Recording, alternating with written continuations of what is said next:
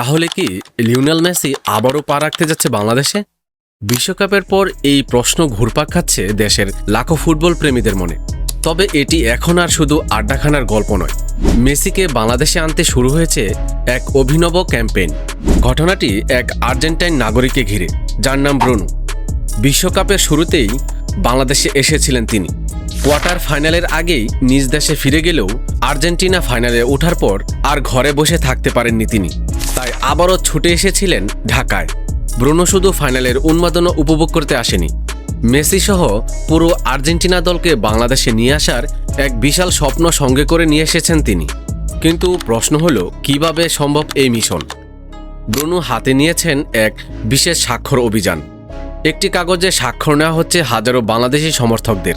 ব্রুনোর পরিকল্পনা হলো, বাংলাদেশে স্বাক্ষর সংগ্রহ শেষে তিনি নিজের দেশ আর্জেন্টিনাতেও সাধারণ নাগরিকদের স্বাক্ষর নেবেন।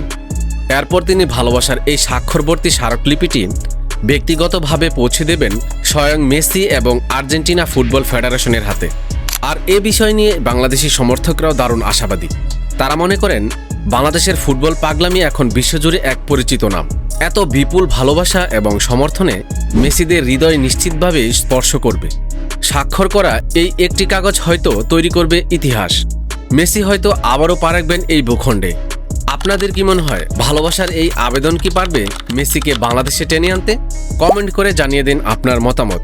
ভিডিওটি ভালো লাগলে ভিডিওটিতে লাইক দিয়ে আমাদের চ্যানেলটি সাবস্ক্রাইব করুন।